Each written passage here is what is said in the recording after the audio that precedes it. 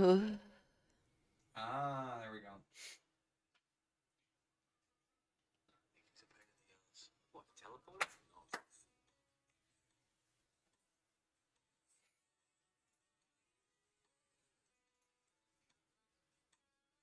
That's another episode that I gotta fix the audio for.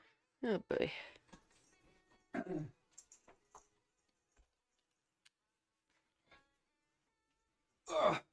Okay, well, I'm glad we noticed this far in that the audio wasn't right. So there's no audio in the first 8 minutes on the stream.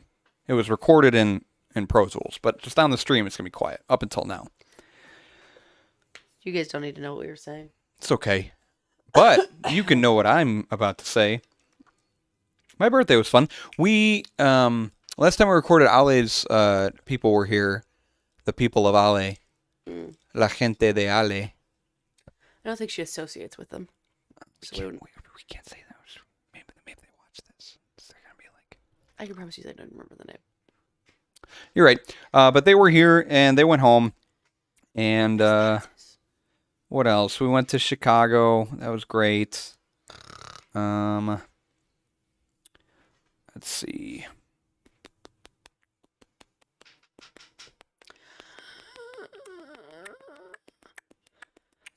We met some weird customer of Ale's who tried to get us into like being our financial specialist. And then he ghosted you. Mm-hmm. He said, "Oh God, those finances." Mm-hmm. We went out and got birthday dinner at where did we go? Nobel House. It's some Italian place before that. Buca di Beppo. We went to Buca di Beppo because it was also my stepsister's birthday. So that was fun. Ate too much food. Then made steak, some broccoli, and I'm going to tell you everything that I ate for my birthday. Let's see. Watched Coco. Went to Eden. Sergio's Cantina. I turned 28. We went to Nobel House. We got some barbecue. And we tried Shaku. It's a Japanese place in St. Charles. That was really good. Mostly eating at restaurants, if you can't tell. That's what I did the past month and a half. Flea market. Halloween was really cool. We went to B-Dubs. We went to some Korean restaurants.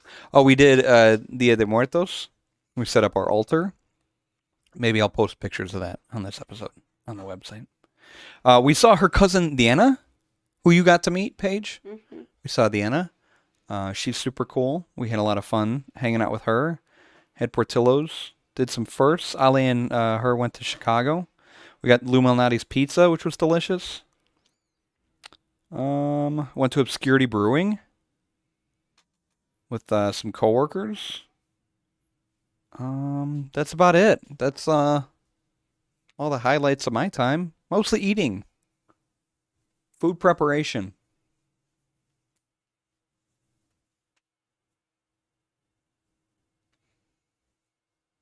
What's up? What's up? Oh, okay. Oh, you're looking for them? I think they're in the bedroom.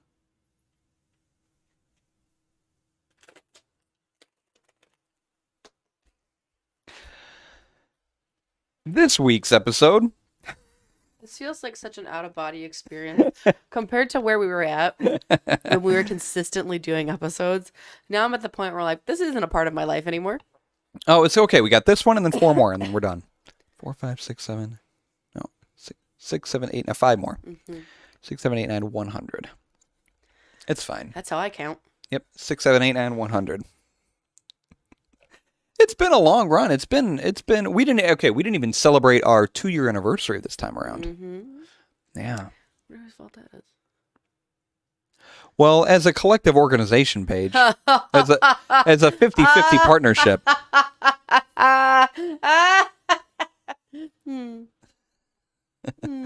Yeah, no, we didn't. It was sometime in June or July. I think it was July. Yeah, 2 years. Been doing this. We've been doing this for a little over 2 years. Is that light bugging you? Yeah. It was just LED Really? right in my eyes. Really? Okay, let me take care of that for you then, friend. How about this one? That is much better. Thank you very much. That is No just problem. directly in my corneas. Directly in your corneas? Yeah, it affected my corneas. Still can't find it. Oh, they're right there, bub. Our beer. Yeah. Actually, I'm going to start with the brewery this time. Bruh. Our brewery Uh-huh. for episode 95 Uh-huh. on decapitation Uh-huh. is Uh-huh.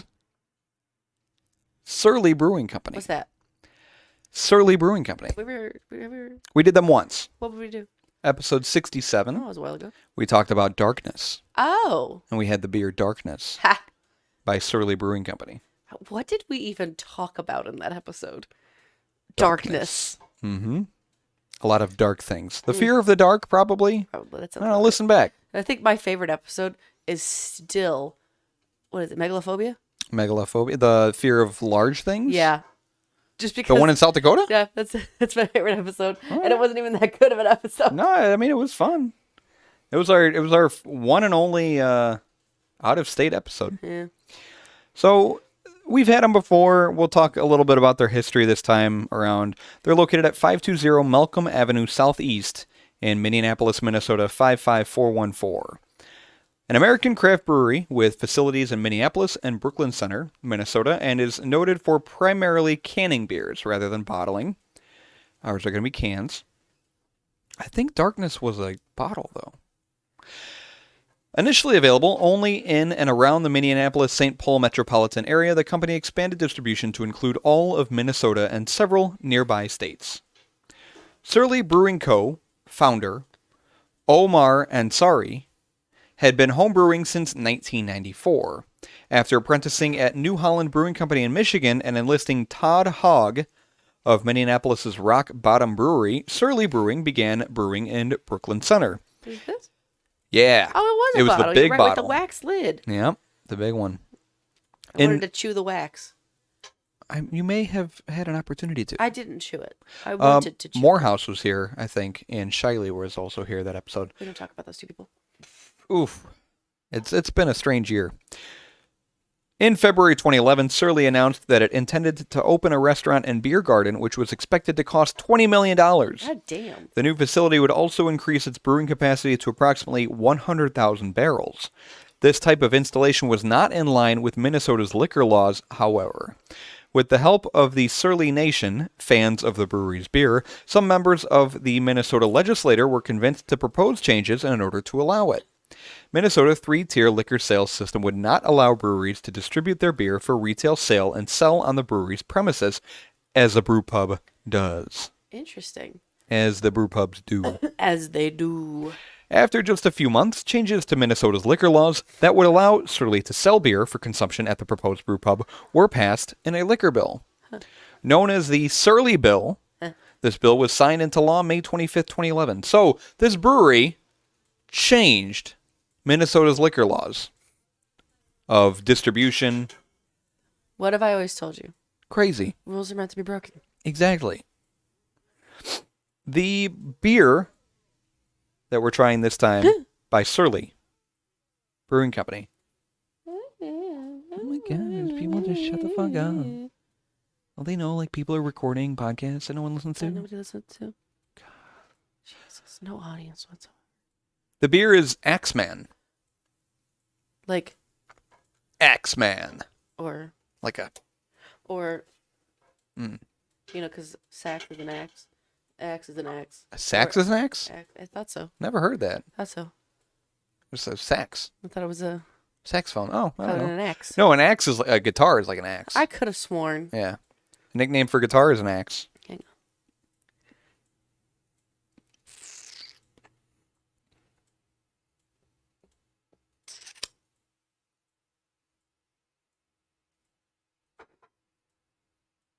And those cool rockers that used to be like, hand me my axe. And they would be handed a guitar.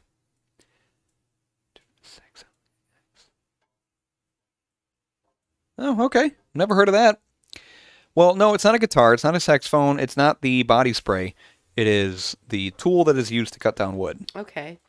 Axeman. And you picked this because it's the typical item used to decapitate heads. Because you can cut off a head or other body parts. You could cut off a head with just about anything. Well, sure. Yeah, if you try hard enough. Force behind it. Yeah. If you're committed. But no, generally they're axes, I think. Also, there's a really funny Is there a beer called Decapitation? I can find out.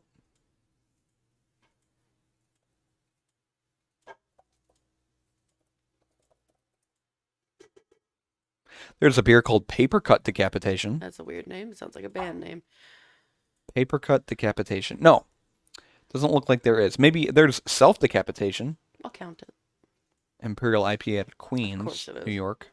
All IPAs have such ridiculous names. And stouts. Yeah. Axeman, it's actually a funny Fallout New Vegas. What is this beer?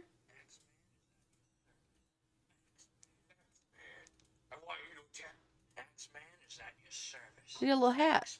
Axeman. Yeah, so that's What's the type of beer? I'll get to that. Oh, okay. Actually, in a couple words here. Perhaps our most acclaimed IPA, Oh. which is saying something. Remarkably hop forward and aromatic. It cleaves the competition. Double dry hopping with Citra and Mosaic hops creates this world-renowned IPA's intense tropical fruit and citrus aromas. Brewed with golden Promise malt, this beer finishes rich and dry. First brewed in collaboration with Amager Brewery in Denmark. Color is straw gold, brewed with Citra and Mosaic hops, along with those golden Promise malts, Oh, And- the mosaic. and English ale yeast. The brew is year-round, and it's brewed for a double dry hopped journey to IPA Valhalla. Can I show you a funny video? Sure. Okay, cool.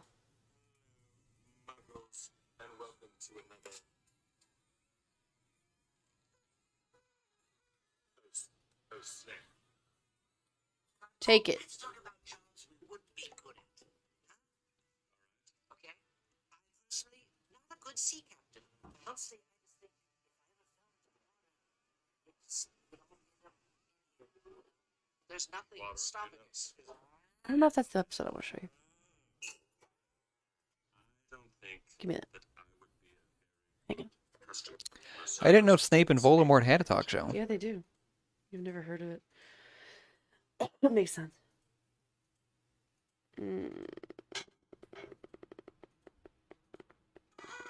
That's not the episode.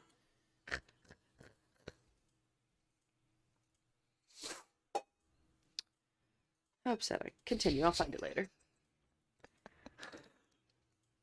So this is an American IPA. Okay. Character, we've had so many American IPAs before. Yeah, we have. So I'm going to read the same paragraph that I've read in those other episodes. Characterized by floral, fruity, citrus-like, piney, or resinous American variety hop character, the IPA beer style is all about hop flavor, aroma, and bitterness. This has been the most entered category at the Great American Beer Festival for more than a decade, Why is IPA so popular?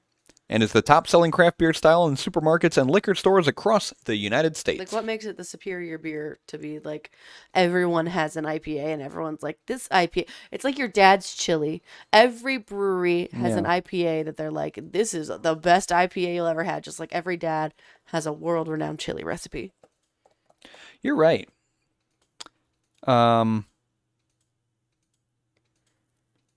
This says, why are IPAs so popular? IPAs tend to have a cult following. They're different and interesting and have a different flavor profile than most craft beers, so they have a pretty intense following of all sorts of beer drinkers, from the occasional partaker to the enthusiast. Indian Pale Ale is well known for its unique and deep color, making it beautiful in sight in both bottles or glass. It has a refreshing, bittersweet taste that suits the taste bud, and its aroma reminds you of a combination of fresh citrus and pine. Fresh. Fresh citrus. Fresh. Which was? So, I don't know. It's also synonymous with the craft beer revolution, the craft beer renaissance. Oh, that's fair.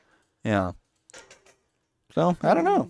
What have we not had in a while? We haven't done, what were the last 5 beers? It's got a cult following.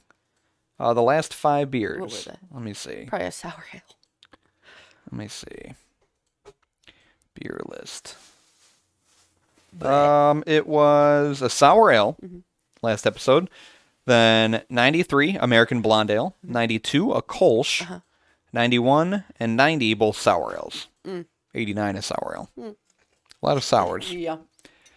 We don't have a lot of stouts or Well, I hate them, so. porters. Yeah, because you're not a big fan of them, so that's okay. What are you saying?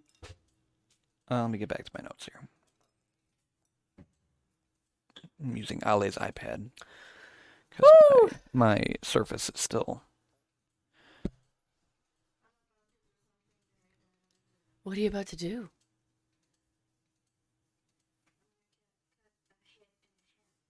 You're gonna cut the head off something? She's gonna cut a head in half. Why? Why? I'm confused. Are we eating fish brains? That wasn't a no.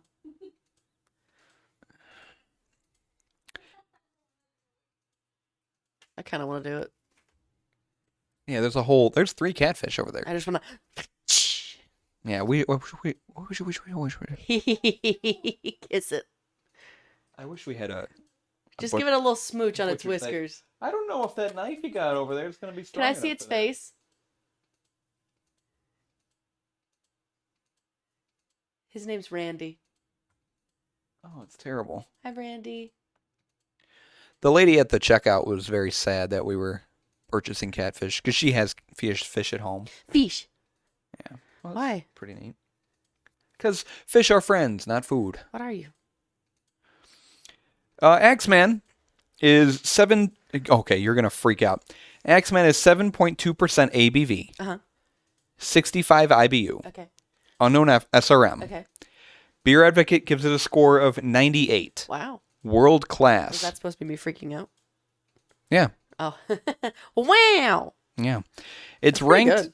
number 5 in American IPAs. Wow. Let me do it. With the knife? Because it's not hard. It's not sharp enough, yeah? It's just bone. Okay, then why do you need to pop it in half? Just pop the whole head in there. To get the juices. You don't got a cleaver? You No meat cleaver. got a hammer? Nothing that. Oh, I just said if you tenderize it, you'll be able to. You just. No, you could cut through it. Tenderize it. Yeah, it's ranked number 5 in American IPAs. I want to chop it. Ranked number 349 overall Overall in beers? in beers. Wow. 349. That's pretty up there. What's the number 1 beer? We talked about this We did, before. but I don't remember. Humor me. I know that's hard for you. The number 1 rated beer, according to Beer Advocate, is Kentucky Brunch Brand Stout Ah, okay. by Topping Goliath Brewing Company. Yeah, They don't Topping make it anymore. Okay. It would be something I don't like. Yeah. So yeah, number 349. It has an average rating of 4.43 out of 2,474 ratings. That's a lot of ratings. So pretty good rating. Very, very good score and ranking. And yeah, world-class beer. We're about to try it. Ready? I can't wait. Here we go. Whee! That's me being blown away. I'm astounded.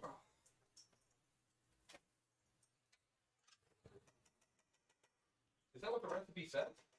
No, I should have asked. So that's what the recipe says?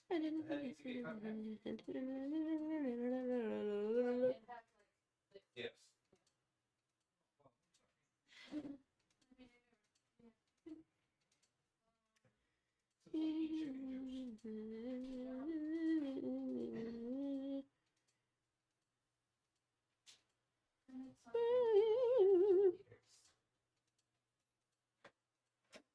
Get a just get a you can use a scale. Should measure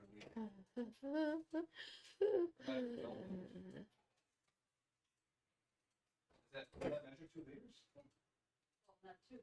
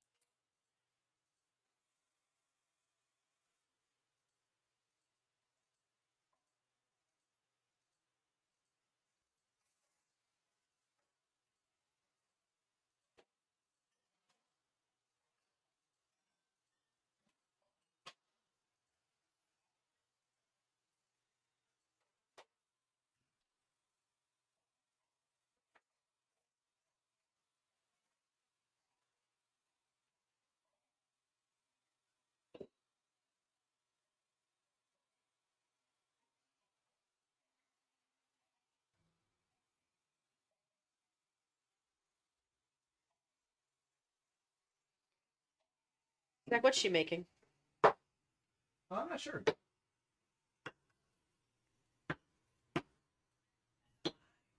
What is she making? I know what she's making. Why can't you tell me? I'm sorry, once a fish head got involved, I have a right to know. It's got nothing to do with organs or brains or anything like that. You're not eating fish guts or brains. It's gonna be delicious. Okay.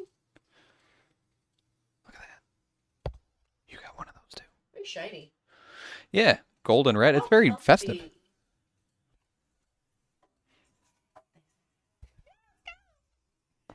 India Pale. Dank. Ooh. Hoppy. Loud. Stink. Stanky. Independent Craft. Brewers Association. Government warning. That's really all the text that's on there. I The like government. the way the axes are designed. They're The government cool. warning, the fact that it's an IPA, there's not a whole lot of Not a text on lot of here. info on here. When was this canned? 9/20/22. Nice. I like the skulls too. This is cool design. This seems very mannish. I got short nails. Oh God! Oh shit.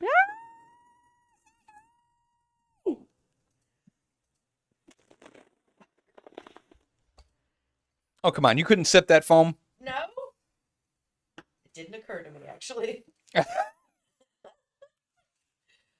I'm so used to having to clink. My Wow. brain was like, "Don't do it." Okay.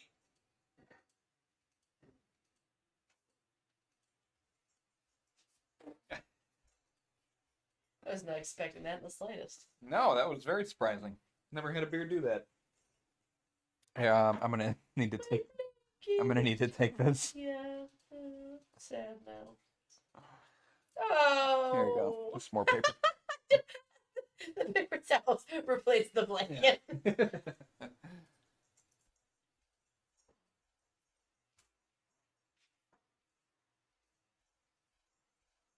I'm exposed to the cold. I can close that. Oh, I like your socks. One thing. All right. That's an adventure.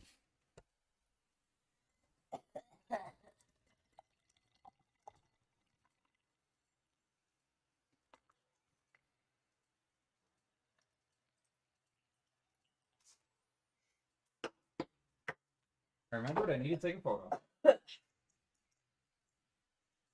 is too much shit on this table.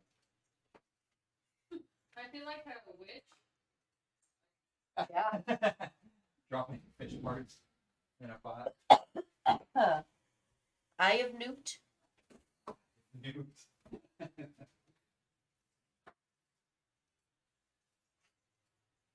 Smells like onions in here. This smells so fucking good. Smells good. Oh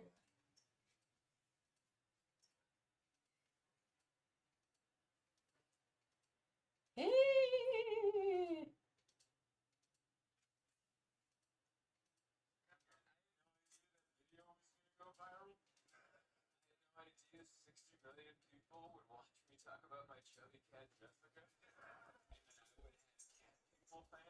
Did you know that you have neighbors that walk their cats on leashes? Aw. Yeah, they got 2 black cats and they walk them on leashes. Goodness.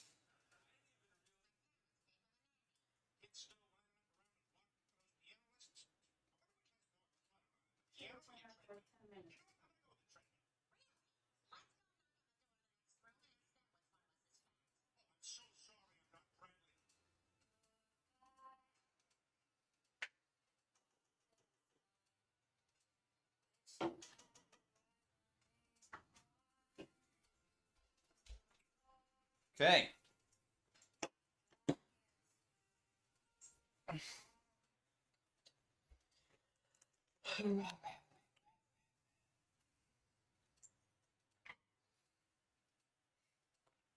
Color looks nice.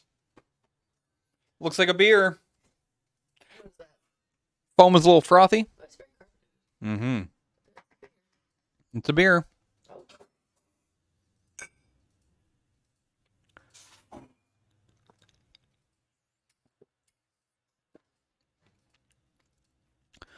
Ooh, This wow. beer is world class. I can see how. I will say, out of all the IPAs, this one actually feels fruit forward. Yeah, A lot of them it gets lost. you're right. It gets very overpowered by the hops. Mm-hmm. And the bitterness and the And like pininess. there's like it feels balanced. Like I can understand how this I was being sarcastic before. I can understand how this is a world class beer.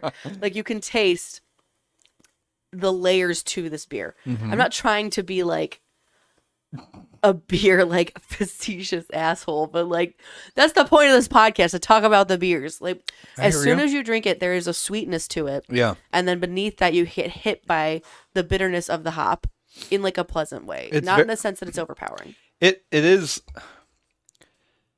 It's very interesting because you definitely do get the bitter and the like, definitely pine and like Always resiny, pine. floral almost type of thing. But it is very, very, very balanced with the fruit flavor. No, it's pleasant. And there's an aftertaste in there that is resin. Yeah. Hardcore resin. Like I deep throated. I gave fellatio to a Christmas tree. Oh God! It's like Merry There's Rule Christmas. 34. There's probably Rule 34 of that That's what I sound like when I fellate something. Christmas tree porn. Oh boy. Fellate something. What fruit? It's like tropical. I don't know. It's just this pleasant sweetness, but also slightly congested. To be fair, so a lot of it is mostly the bitterness. But you're tasting quite a bit though. Mhm. But it is it's smooth. It is. It's mellow. Yeah. It's a good blend of everything. It's not. I over the years I have grown to distance myself from IPAs. They don't fit my palate anymore. Well, that was like the start of this. That's where we started. I didn't like them. Yeah. I got into them, Yes. and now I'm back out. Yeah, exactly. Full circle. Well, there aren't. I mean, the ones that we've had. You're right. The ones that we've had aren't. The good ones are few and far between. I Yeah. think. Did we have an IPA from? I don't know. I don't know if it's Saint Laurent or Saint Laurent, but Saint Laurent? was there one by them? Oh god, I don't remember if we ever did one from them. I don't remember an IPA from them. This is good. Did you like it?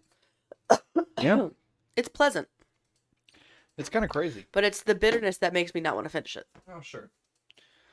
But it's a Especially good after bitterness. working my way through that cocktail.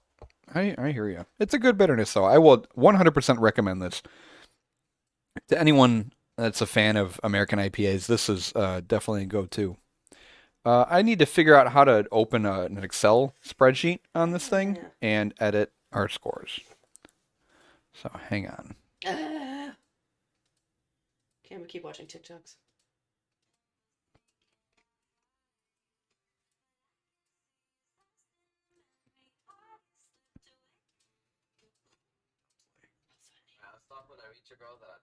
I just turned 30 and did my own version of Bo Burnham's 30 from inside.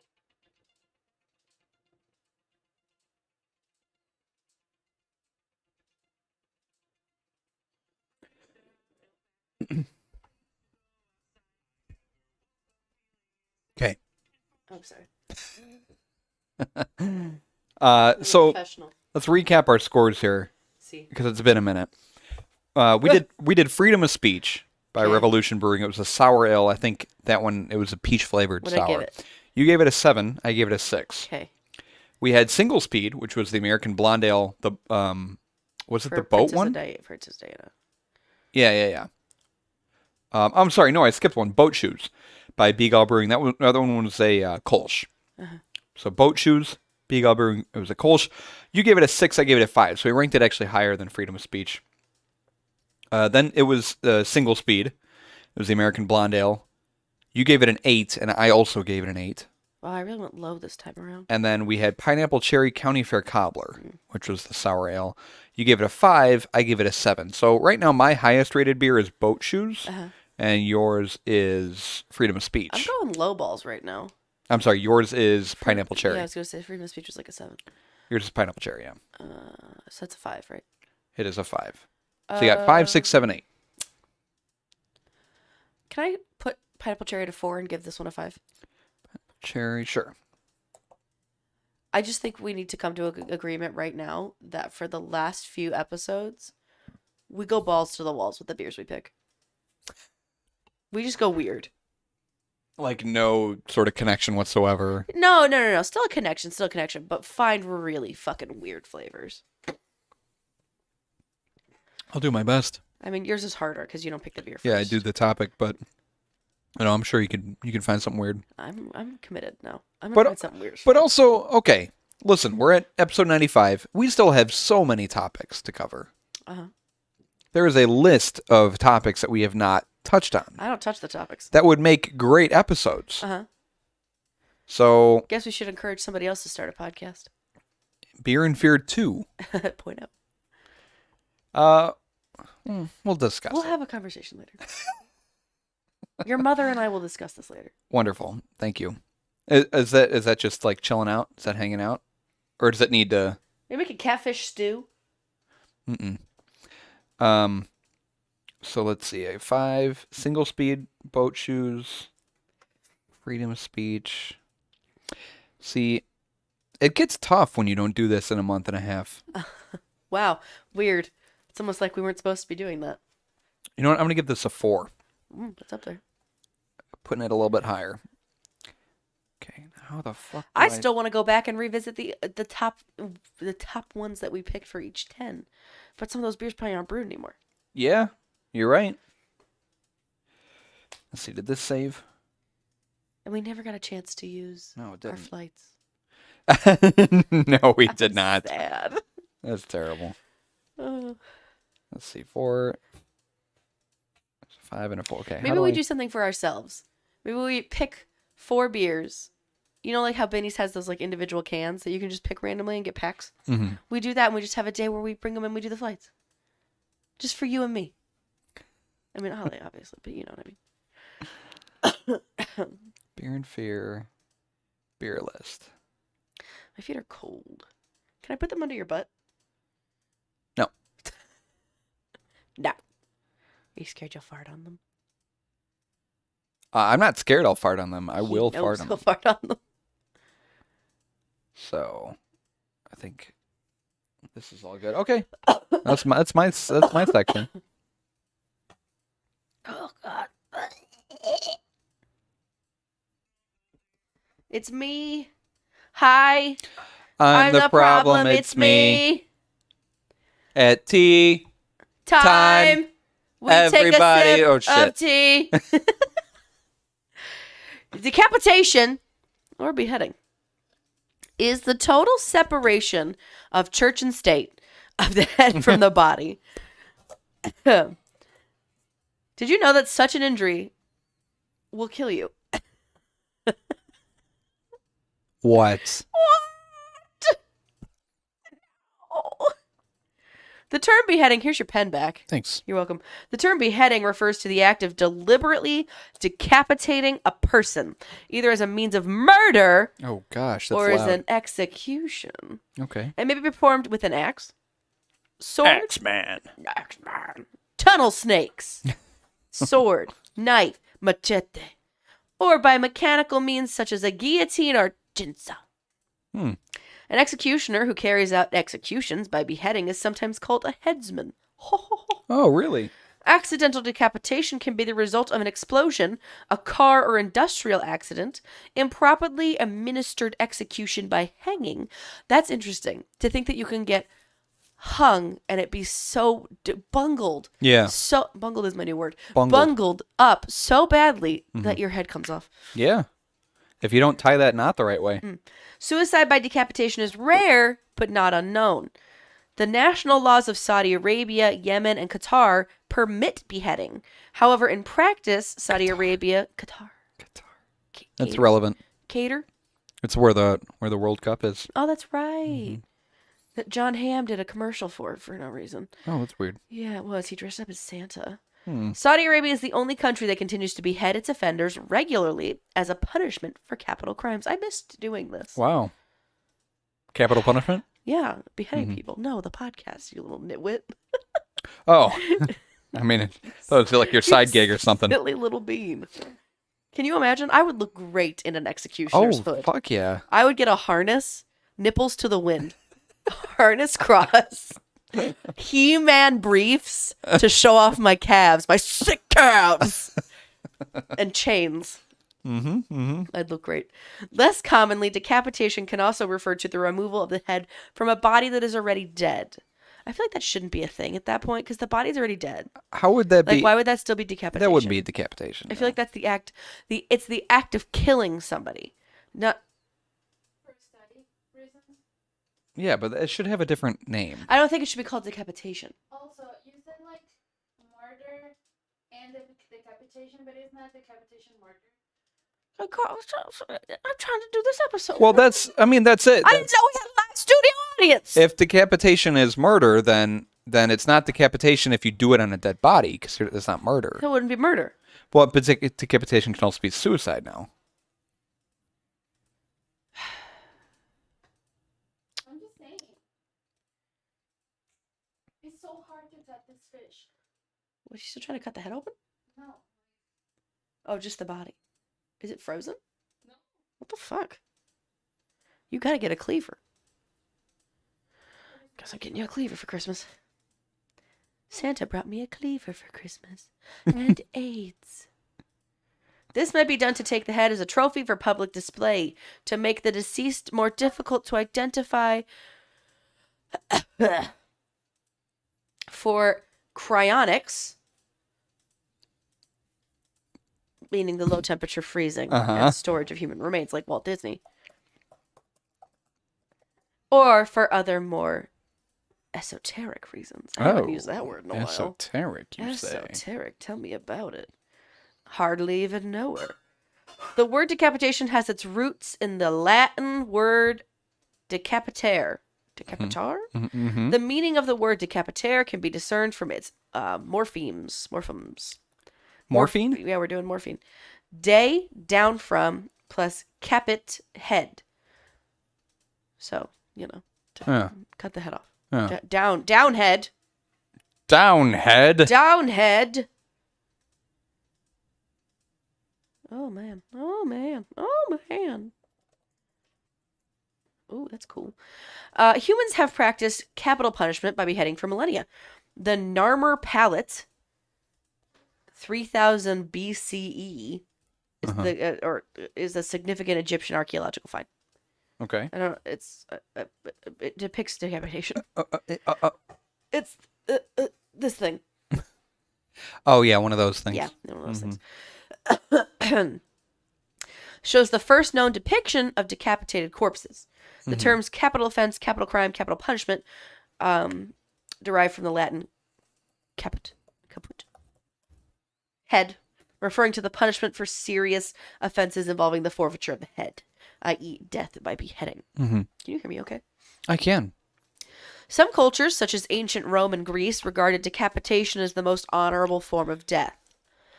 In the Middle Ages, many European nations continued to reserve the method only for nobles and royalty. I find that interesting. Yeah. In France, the French Revolution made it the only legal method of execution for all criminals regardless of class. One of the period's many symbolic changes. Others have regarded beheading as dishonorable and contemptuous, such as the Japanese troops who beheaded prisoners during World War II. In recent times, it has become associated with terrorism. Hmm. I'd be terrified too. I get it. Okay, so there's like how it affects your body. Yeah. First and foremost, interested. there's pain. Well, I mean, if it's quick enough, do you feel it? Gonna get into that. If a headsman's axe or sword is sharp and his aim is precise, decapitation is quick and thought to be a relatively painless form of death. If the instrument is blunt or the executioner is clumsy, repeated strokes might be required to sever the head, Sure. resulting in a prolonged and more painful death. Robert Devereux, 2nd Earl of Essex, and Mary, Queen of Scots, required 3 strikes at their respective executions, meaning that first cut, do you feel that? Yeah. The same could be said for the execution of Johann Friedrich Struensee, favorite of the Danish Queen Caroline Matilda of Great Britain. Margaret Pole, 8th Countess of Salisbury, is said to have required up to 10 strokes before decapitation was achieved. This particular story may, however, be... I don't know how to say that. I assume the word is... what am I looking for? I would just say up for debate. Like it's... Controversial? not that, but yes. But there are other stories Okay. that basically what am I thinking? Counteract each other. Oh, I see. It's You see what I mean? Oh, it's I'm blanking on the word. yeah. Anyways, historian and philosopher David Hume, for example, relates the following about her death. She refused to lay her head on the block or submit to a sentence where she had received no trial. She told the executioner that if he would have her head, he must win it the best way he could, and thus, shaking her venerable gray locks, she ran about the scaffold, and the executioner followed her with his axe, aiming many fruitless blows at her neck before he was able to give the fatal stroke. Jesus. So he's literally just chasing her, swinging his axe at her. Disputed? Thank you. That works. That was disputed? To ensure that the blow would be fatal, executioners' swords usually were blade-heavy, two-handed swords. Mm-hmm. Likewise, if an axe was used, it almost invariably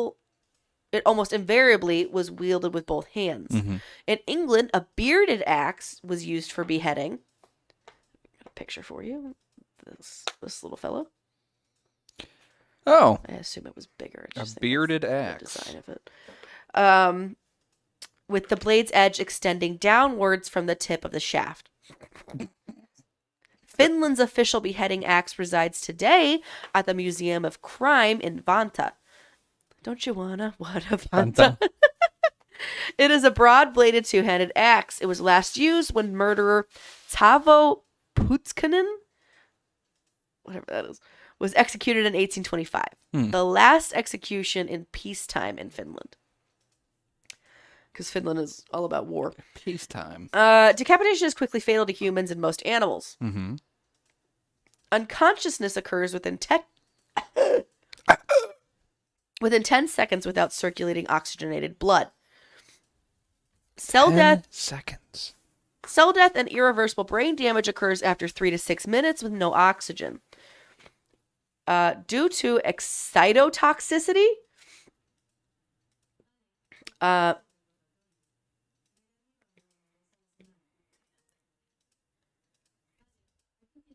In the fridge. who is talking? Was that Alexa? Yeah, I think it's a reminder to water the I'll feed the cat. plant. Oh, No, to water the plant. the plant.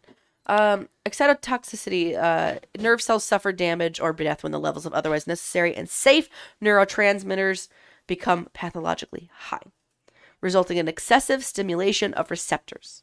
So you said unconsciousness happens in about 10 seconds. So when your head is chopped off, you are conscious. You can see. You can probably move your mouth and your jaw and your eyes. I told you to look that stuff up. Because I wasn't kidding. for 10 Anyways, seconds. That's crazy.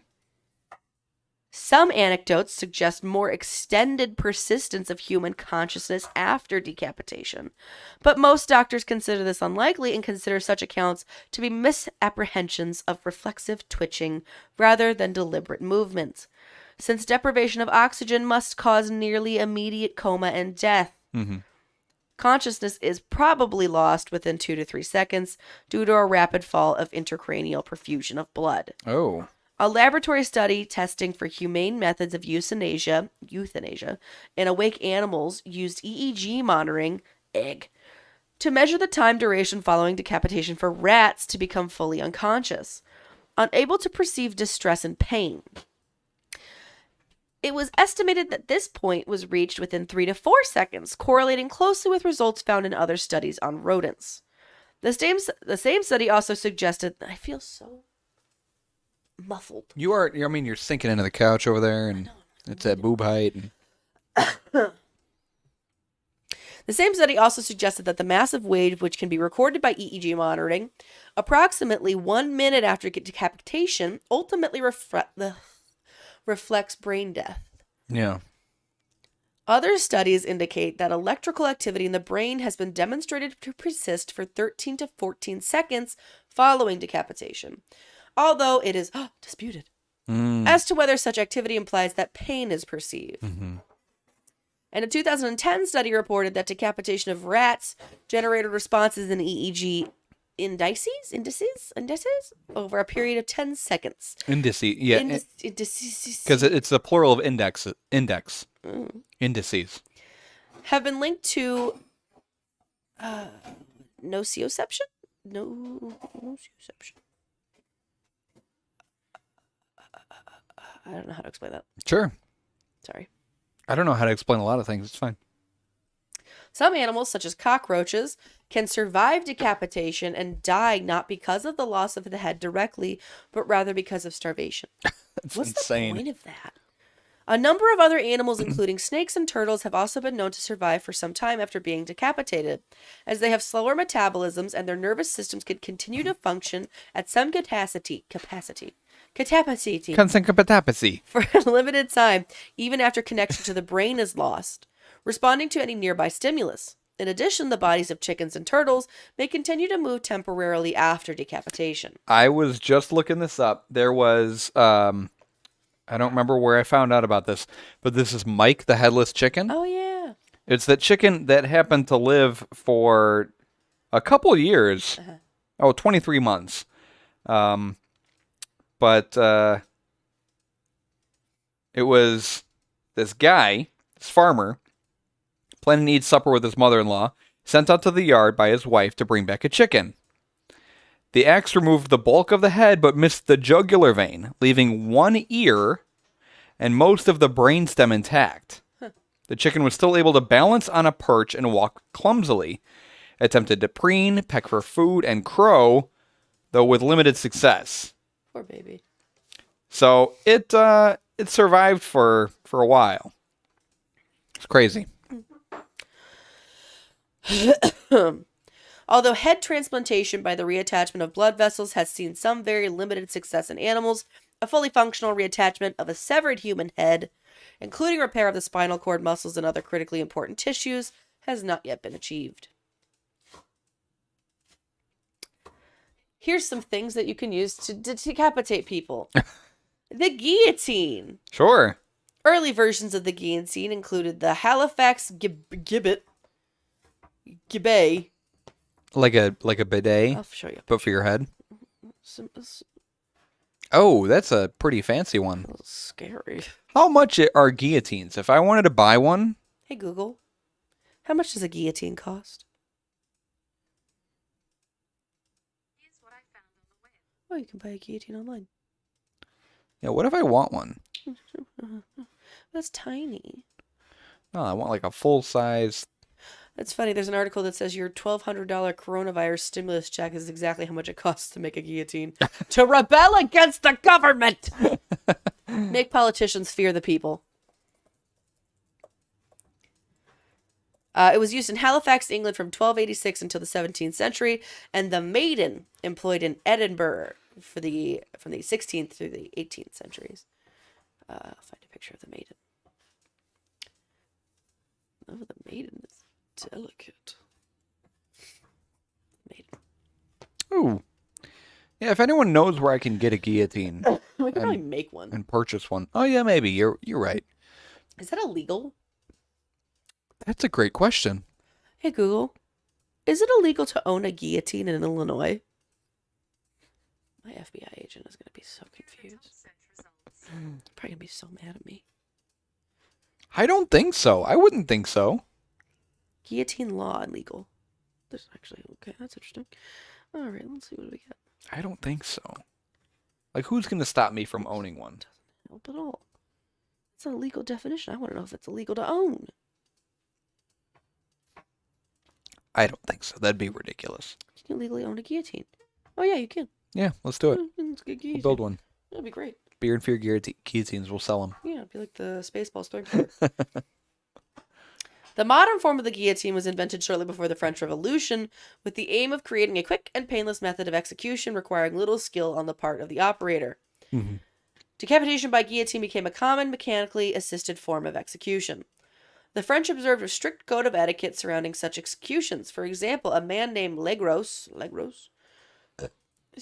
one of the assistants at the execution of Charlotte Corday, was imprisoned for 3 months and dismissed for slapping the face of the victim after the blade had fallen, in order to see whether any flicker of life remained. Ah. The guillotine was used in France during the French Revolution and remained the normal judicial method in both peacetime and wartime into the 1970s. The 1970s. Although the firing squad was used in certain cases. Yeah. France abolished the death penalty in 1981. Wow. It was also used in Algeria before the French relinquished control of it. Wow, I didn't know it was that late. Yeah. 81. The Fallbeil? Many German states had used a guillotine-like device known as a Fallbeil. Beil, it means falling axe. Okay. Since the 17th and 18th centuries, and decapitation by guillotine was the usual means of execution in Germany until the abolition of the death penalty in West Germany in 1949. It was last used in communist East Germany in 1966. In Nazi Germany, the falling axe was reserved for common criminals and people convicted of political crimes, including treason. Members of the White Rose Resistance Movement, a group of students in Munich that included siblings Sophie and Hans Scholl, were executed by decapitation. Contrary Contrary to popular myth, executions were generally not conducted face up, and Chief Executioner Johann Reichert was insistent on maintaining professional protocol throughout the era, having administered the death penalty during the earlier Weimar Republic. Weimar Republic. Nonetheless, it is estimated that some 16,500 persons were guillotined. That's a verb. I love that verb. In Germany and Austria between 1933 and 1945. A number that includes resistance fighters both within Germany itself and in countries occupied by Nazi forces. As these resistance fighters were not part of any regular army, they were considered common criminals and were in many cases transported to Germany for execution. At the time, decapitation was considered a dishonorable honorable death in contrast to firing squad. There's so much information. What do you go over? I go over a serial killer who chopped up his victims.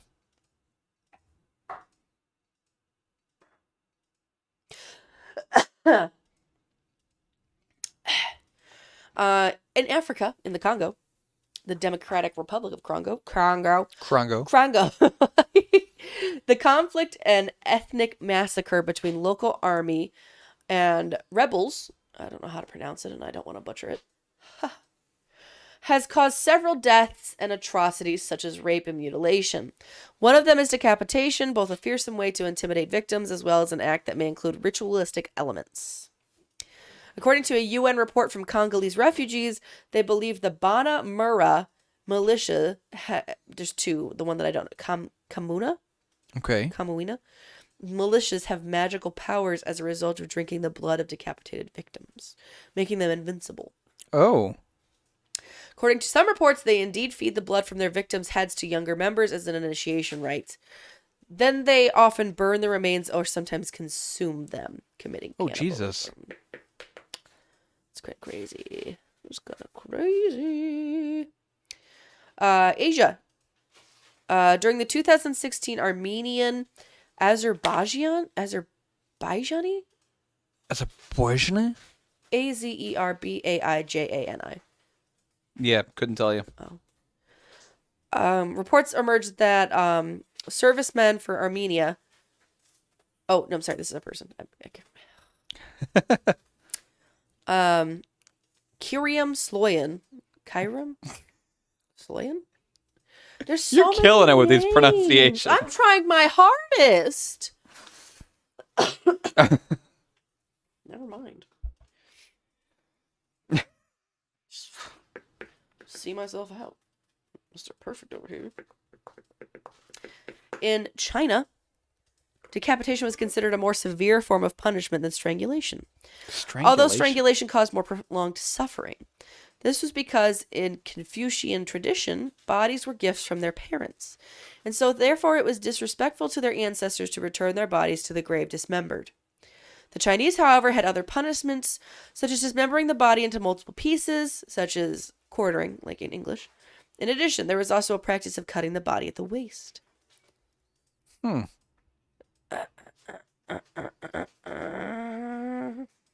didn't know that.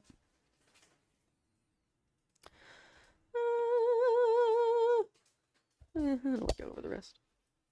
Is there like a history of decapitation in the United States? I'm looking.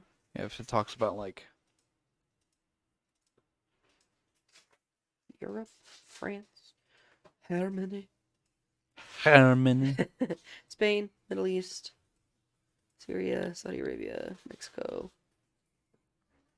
What's going on in Mexico? Oh, that's a lot of people. There's a guy named Miguel, Ignacio, Ignacio. Jose, and Juan. They were tried for treason, executed by firing squad, and beheaded during the Mexican independence in 1811. And their heads were on display. Oh, jeez. You know about that? During the Mexican drug war, some Mexican drug cartels turned to decapitation and beheading of rival cartel members as a method of intimidation. That's kind of like what the Middle East is doing now. United States. The United States government has never employed beheading as a legal method of execution. However, beheading has sometimes been used in mutilations of the dead, particularly of black people like Nat Turner, who led a rebellion against slavery. When caught, he was publicly hanged, flayed, and beheaded. This is a technique used by many enslavers to discourage the frequent bloody uprisings that were carried out by kidnapped Africans. This is quotes, kidnapped Africans. I don't know why that's in quotes. While bodily dismemberment of various kinds was employed to instill terror. U.S. soldiers have committed decapitations in various invasions and or conquests, including of the Native Americans, the Philippines, Korea, and Vietnam.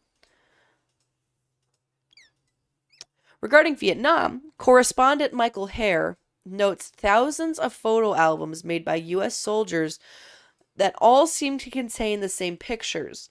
The severed head shot. The head often resting on the chest of the dead man or being held up by a smiling Marine, or a lot of the heads arranged in a row with a burning cigarette in each of the mouths, the eyes open. Some of the victims were very young. Oh my God.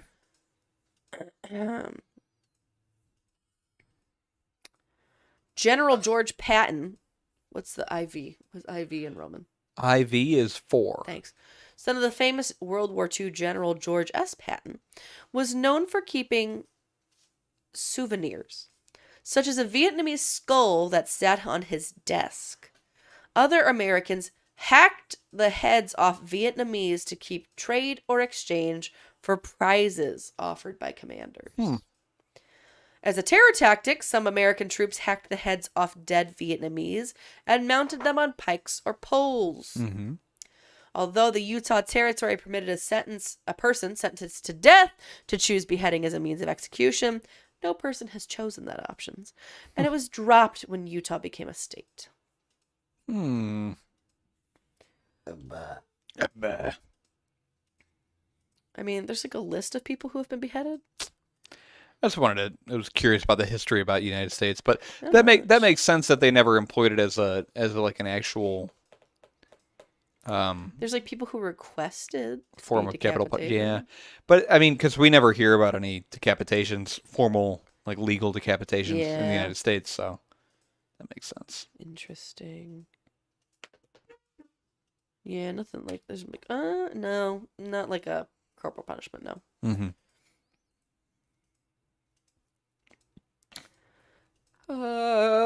Canada. Canada. Oh, it was committed. It was a murder. There was just a fucking head found. Canada, what you got going on? There's a lot of decapitations in Ireland. Oh, that's my section. Sorry, Okay. should have said that. Well, like I said, I'm going to talk about this very last minute research. No, you. Yeah. It's unlike me, but I didn't get my research done when I was supposed to. But I'm going to talk about the Kingsbury Run murders. I can't even take that name seriously. Kingsbury Run murders, Kingsbury. also known as the Torso murders. Oh my. During the 1920s, Cleveland was a city on the rise. The population was booming, with new immigrants from around the globe joining the workforce that served the backbone of the city's industrial and manufacturing economy. The city's wealthy lived in the grand homes along Millionaires Row and supported many new educational and cultural institutions. However, Cleveland was hit hard by the Great Depression of 1929. During the 1930s, city leaders worked to help its struggling citizens and raise the community's morale. The Great Lakes Exposition and the Republican National Convention were scheduled for 1936. Against this backdrop of a large city improving economically, one of the most prolific and gruesome serial killers of all time carried out his acts of horror, distracting the citizens of our city from the pride and prosperity of the times. 13 people were brutally murdered over the course of 4 years, beginning in 1934. All of them decapitated, most of them while they were still alive. Then the murders ended as abruptly as they began. Although Safety Director Elliot Ness claimed to have solved the crimes, no suspect was officially identified, and no one was brought to trial. To this day, the Kingsbury Run murders remain one of the most sensational and intriguing unsolved crimes in our nation's history. I do like unsolved crimes.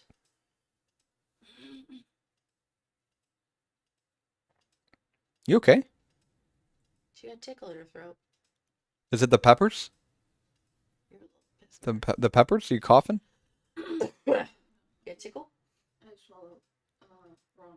Oh, But we're good. It's done. you need some Mucinex? No? This episode sponsored by Mucinex DM. Kingsbury Run is a prehistoric riverbed running from the flats to about East 90th Street. Train and rapid transit tracks still run through the run. Bordered on the north by Woodland Avenue and on the south by Broadway Avenue, Kingsbury Run was a dark, dreary, and dangerous place in the 1930s. The dispossessed of the Great Depression lived in appalling conditions. Trash and filth dominating the makeshift hobo jungle that occupied much of the run. These people, most of them transients, often rode the rails to escape the brutal Cleveland winters or simply to keep moving. The area just to the east of the run was known as the Roaring Third, a police precinct home to bars, brothels, flop houses, and gambling dens. What's a flop house? I don't know. Let me find out. Hey, bitch, what's a flop house? A cheap hotel or roaming house. Interested. In this grim setting, the most notorious murder case in Cleveland's history would unfold. September 1934, a young man found the remains of a woman in her mid-30s. The torso, with thighs still attached but amputated at the knees, had washed up on the shores of Lake Erie just east of Bretonal. Cuyahoga County Coroner A.J. Pierce. My ass about stuff. Cuyahoga County Coroner A.J. Pierce. How does it spell? CuyahogA. Whenever a Q's involved, I just give up. No, C. Oh, C.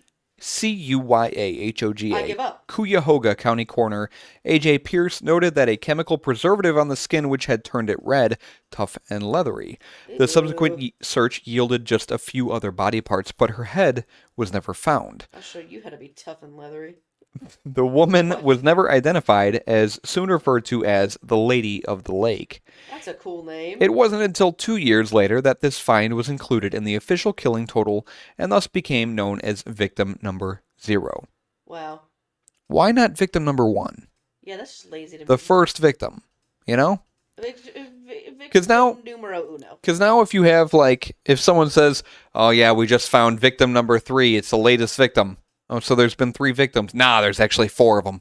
First one's victim 0. I don't like that. I agree with you. That should not be a starting point. It would be another year before the case began officially, and then it would be in another part of the city, the now infamous Kingsbury Run. September 1935, two teenage boys discovered the decapitated, emasculated corpse of a white male at the base of Jackass Hill, I'm dead. where East 49th Street dead ends into Kingsbury Run. The body, naked save for a pair of socks, was clean and drained of blood, with rope burns around both wrists. Coroner Pierce determined the cause of death had been decapitation. Fingerprints identified this victim as Edward Andrassy, a 28-year-old, that's me, white male, that's also me, 28-year-old white male. who frequented the Roaring Third. While searching the crime scene, police discovered a second body nearby, also decapitated and emasculated. It appeared to be discovered Did that mean he had something shoved up his butt? emasculated? Yeah. I don't think so. Sure. Or his dick cut off? That might be dick cut off. Let me see. Castrated, yes. Yeah. It appeared to be covered with the same That was chemical. not me encouraging that. It appeared to be covered with the same chemical preservative as the Lady of the Lake. This body apparently had been dead for at least a couple weeks. The 40-year-old white male was never identified. Interesting. January. The penis. Huh? I wonder what he did with the penis. I don't know. Some fucked up person decided to collect penises. Yeah, but I'm wondering what he did with it. Maybe sucked it and then like threw it in a lake or something. Sucked it and threw it in the lake. Yeah. January 1936, a woman discovered body parts of another woman's body neatly wrapped in newspaper and packed in 2 half-bushel baskets. The baskets were left alongside the Hart Manufacturing Building on Central Avenue near 20th Street. The rest of the remains, except for the head, were recovered about 10 days later in a nearby vacant lot on Orange Avenue. As with victims number 1 and number 2, the cause of death had been decapitation. In this case, however, the killer waited for rigor mortis to set in before disarticulating the rest of the body. Cleveland police used fingerprints to identify victim number 3 as Florence Polillo, a waitress and barmaid who at the time of her death resided at East 32nd Street and Carnegie, right on the edge of the Roaring Third. Sorry. The Roaring Third seems like a dangerous place to stay. June 1936, early one morning in Kingsbury Run, 2 young boys discovered the head. This time they found a head. The head of a white male wrapped in a pair of trousers close to the East 55th Street Bridge. The next day, Cleveland police found the body of the 20-some-year-old man the next day. That's redundant. Dumped in front of the Nickel Plate Railroad Police Building. Clean and drained of blood, the corpse was intact except for the severed head. Pierce again determined that death had been caused by decapitation. In spite of a fresh set of fingerprints and the presence of 6 distinctive tattoos on various parts of the body, police were never able to identify the victim. A plaster reproduction of the man's head, along with a diagram of the kind and location of the tattoos, were displayed at the Great Lakes Exposition of 1936. More than 100,000 people saw the death mask and tattoo chart, but the, quote, tattooed man was never identified. The original death mask, along with 3 others from the case, are on display at the Cleveland Police Museum. You know how people get their tattoos preserved? Mm-hmm. I thought about doing that. Hmm. You want one of my tattoos when I die? I'll think about it. Oh, okay. Well, that's a no then. July 1936, a teenage girl came across the decapitated remains of a 40-year-old white male while walking through the woods near Clinton Road and Big Creek on the near west side of Cleveland. The victim had been dead about 2 months, and his head, as well as a pile of bloody clothing, was found nearby. Judging by the enormous quantity of blood that had seeped into the ground, this man had apparently been killed where his body was found. Victim number 5 was never identified. Interesting. September 1936, a man tripped over the upper half of a man's torso while trying to hop a train Sorry, that's not funny. at East 37th Street in Kingsbury Run. Cleveland police searched a nearby pool, which was nothing more than a big open sewer, and found the lower half of the torso and parts of both legs. Police sent a diver in to make the recovery. The number of onlookers that turned out to watch the grim spectacle was estimated at over 600, and the killer may well have been among them. Victim number 6 was in his late 20s, and the cause of death, yet again, was decapitation. Coroner Pierce noted that the lack of hesitation marks in the disarticulation of the body indicated a strong, confident killer, very familiar with human anatomy. Can you say disarticulation again? Disarticulation. Thank you. The victim died instantly when the head was cut off in one bold, clean stroke. Okay, so you know how obviously we're very close in age. When you were a kid, what was your experience with the internet? Like when you were a child, like what was your experience with using a computer? Like was it obviously dial up? Did you ever experience dial up? I don't think so. Quite the experience, let me tell you. Yeah. You're like, yeah, I'm doing my kid things on the internet. And then your grandma takes a phone call. Yeah, someone and you're gets a just phone call. No, we never had that issue. So that was a thing for me. But I'm thinking as I got older and the internet became more of a thing and computers became more, modern, how easy it was to see death and torture online. Yeah. As a child, I stumbled upon so many things that a person would not want their child to stumble Oh, sure. upon using the internet. Yep. And I find that so strange. And I feel like I'm not trying to get up on a high horse or be like, oh, this generation. I feel like it has led, and this is probably an obvious statement, to a very severe case of desensitization Yeah. in newer generations where everything is at your fingertips to Yeah. the point that you're just like, I know everything now. Yep. Nothing is a mystery to me. If I want to look up what an Alaskan snow plow is to do to my partner, I can look it up, and I'm 12 and I know that now. Yeah. Oh, Like, yeah. I saw a man get decapitated Yep. on a fucking security camera. Same. I watched people set a kitten on fire. Yep. Me too. Like, what? I watched. What? Yeah. On YouTube. I watched someone shoot a dog. Yeah. Actually, I watched somebody feed a snake a puppy. There's just a lot of shit you can see that you should not. beat a dog to death with a shovel.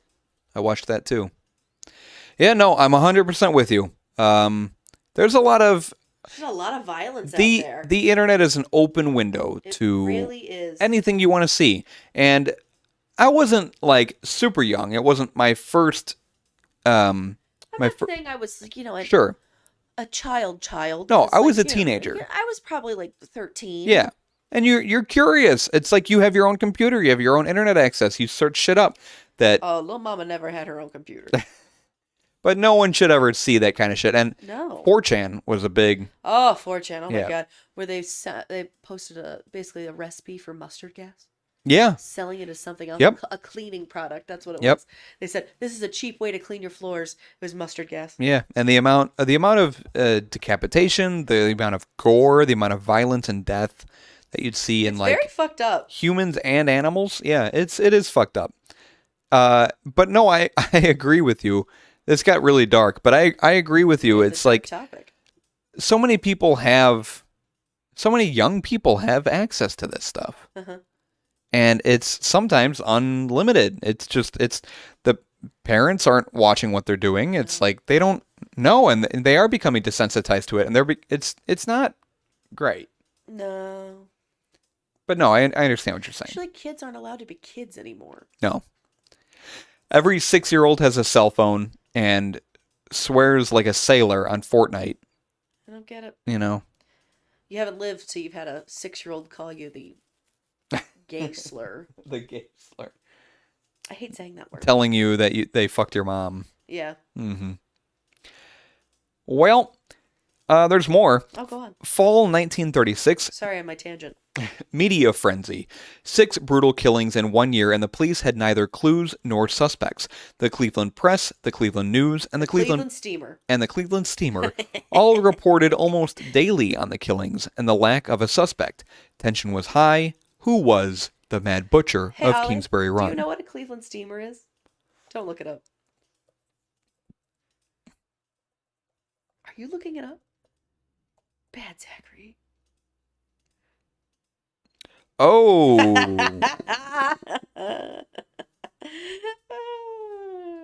What? Clear your Google histories, babies. yep. Mm-hmm. Not safe for this podcast. You can look it up. Giving in to mounting pressure from Mayor Harold Burton, recently appointed Safety Director Elliot Ness got more involved in the case. Coroner Pierce called for what the newspapers dubbed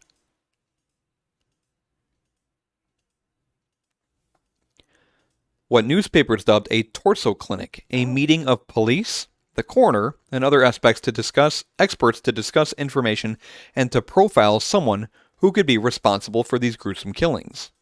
The police department put detectives Peter Morello and Martin Zalewski on the case full-time.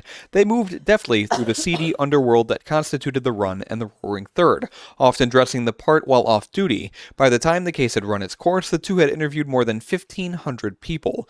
The department as a whole, more than 5,000. This would be the biggest police investigation in Cleveland history. Damn. The November elections returned Harold Burton as mayor, but Coroner Pierce was replaced by the young Democrat, and now legendary Samuel Gerber. Gerber's fierce dedication to medicine, coupled with his law degree, put him at the forefront of the investigation. I didn't know coroners were elected. I didn't know that either. I thought it was just a job. February that you, 19... got promoted to. Yeah, February 1937, a man found the upper half of a woman's torso washed up on shore east of Bratenahl. Unlike the previous victims, the cause of death had not been decapitation. This had happened after she was already dead. Okay. The lower half of the torso washed ashore 3 months later at about East 30th Street. The woman was in her mid-20s. She was never identified. June 1937, a teenage boy discovered a human skull under the Lorraine Carnegie Bridge. Next to it was a burlap bag containing the skeletal remains of what turned out to be a petite black woman about 40 years old. Dental work allowed for the unofficial identification as Rose Wallace of Scoville Avenue. Police followed every lead they had on her. They led nowhere. Wow. July 1937, there were labor problems in the flats. In the summer of 1937, and the National Guard had been called in to maintain order. A young guardsman standing watch by the West 3rd Street Bridge saw the first piece of victim number 9, bob in the Cuyahoga River, in the wake of a passing tugboat. Over the next few days, police recovered the entire body except for the head from the waters of the Cuyahoga River. The abdomen had been gutted and the heart ripped out, clearly indicating a new element of viciousness in the killer's approach. The victim was in his mid to late 30s. He was never identified. Interesting. April 1938, a young laborer on his way to work in the flats saw what he first thought was a dead fish along the banks of the Cuyahoga River. Closer inspection revealed it to be the lower half of a woman's leg, the first piece of victim number 10 to be recovered. That's a fish. A month later, police pulled 2 burlap bags out of the river containing both parts of the torso and most of the rest of both legs. For the first time, Coroner Gerber detected drugs in the system. Were the drugs used to immobilize the victim, or was she an addict? The answer might have come if they found the arms, but they never did. She was never identified. August 16th, 1938, 3 scrap collectors foraging in a dump site at East 9th and Lakeside found the torso of a woman wrapped in a man's double-breasted blue blazer, and then wrapped again in an old quilt. The legs and arms were discovered in a recently constructed makeshift box, wrapped in a brown butcher paper and held together with rubber bands. The head had been similarly wrapped. Gerber noted that some of the parts looked at it as if they had been refrigerated. While searching for more pieces, the police discovered the remains of a second body only yards away. These 2 bodies had been placed in a location that was in plain view from Elliot Ness's office window, almost as if taunting him. Neither victim 11 or 12 were ever identified. August 18th, 1838, at 12:40 a.m., Elliot Ness and a group of 35 police officers and detectives raided the homeless encampments in Kingsbury Run. Not the hobo jungle. 11 squad cars, 2 police vans, and 3 fire trucks descend on the largest cluster of makeshift shacks where the Cuyahoga River twists behind Public Square. Ness's raiders worked their way south through the run, eventually gathering up 63 men. At dawn, police and firemen searched the deserted shanties for clues. Then, on orders from Safety Director Ness, the shacks were set on fire Oh, wow. and burned to the ground. That's kind of fucked up. The press severely criticized Ness for his actions. The public remained afraid and frustrated. Critics said the raid would do nothing to solve the murder, and they were right. Yeah. July 1939, County Sheriff Martin O'Donnell arrested 52-year-old Bohemian bricklayer Frank Dolezal for the murder of Flo Polillo. Remember Flo from earlier. I do. Dolezal had lived with her for a while, and subsequent investigation revealed he had been acquainted with Edward Andrassay and Rose Wallace. His, quote, confession turned out to be a bewildering blend of incoherent ramblings and neat, precise details, almost as if he had been coached. Before he could go to trial, Dolezal was found dead in his cell. The 5'8" Dolezal had hanged himself from a hook only 5 feet 7 inches off the floor. Gerber's autopsy revealed 6 broken ribs, all which had been obtained while in the sheriff's custody. To this day, few believe Frank Dolezal was the torso killer. The Kingsbury Run murders remain one of the most perplexing cases in our nation's criminal history. Rumors abound as to who may have been the killer. One thing is very clear. Elliot Ness had a suspect who he believed was undoubtedly the killer. This suspect continued to taunt Ness for years after the killings had stopped. All official police records on this case have been lost, destroyed, or removed. So who was the torso murderer? Who done it? While the case is officially unsolved, many believe the identity of the torso murderer of Kingsbury Run had been known since the 1930s. Mysterious Dr. X was investigated by the police and interrogated by Elliot Ness, but no physical evidence was found linking him to the crimes. Most likely, Dr. X was Francis E. Sweeney, an intelligent, skilled, and very troubled surgeon who lived near Kingsbury Run. Dr. Sweeney had the surgical know-how, as well as access to facilities ideally suited for dismembering bodies. Despite a week-long interrogation by Elliot Ness and other high-level investigators, Sweeney never confessed. However, immediately after Sweeney committed himself to a sanatorium, the murders stopped. However, immediately after Sweeney committed himself to a sanatorium, the murders stopped. That's how I meant to say that. I am familiar with this case because I believe I watched the BuzzFeed Unsolved Of course. video on it, which is super entertaining. Maybe we'll put that on after this episode. Sure. That's my section. Great work. Thanks, Paige. Welcome. You did a splendid job also. What do you think of the beer? I think the beer was fantastic. This is one of the few IPAs that I could have multiple of. Normally they're too strong, they're too overwhelming, too intense of a flavor, of a bitter flavor that I can't. You know, they're good, they're nice to try, they're nice to taste. Yeah. They're interesting, but they're not my Don't say cup of tea. they're not my cup of beer. There we go. I usually prefer lighter things, less intense, less. What are you talking about? My favorites are Kolsch, I know you like those, but like Hefeweizen, Berliner Weisses, which are sours, every time I talk to you, wheat beers. it's always just, yeah, that's good. About literally everything. I have more of an accepting neutral I've heard stance you towards rave things. about Guinness more than I have ever heard you rave about a Kolsch.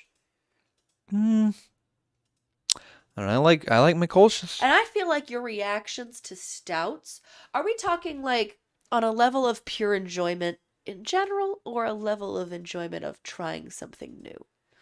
It might be a combination of both, maybe 50-50. Because I feel like your reactions to the stouts are so much more excited. I do. Okay, so there is a difference between me enjoying a beer and a beer that I like, a beer that I drink on the regular, and a beer that I like to try and like, this is an You know what? interesting taste. And I'll agree with that because your fridge is full of it's lagers.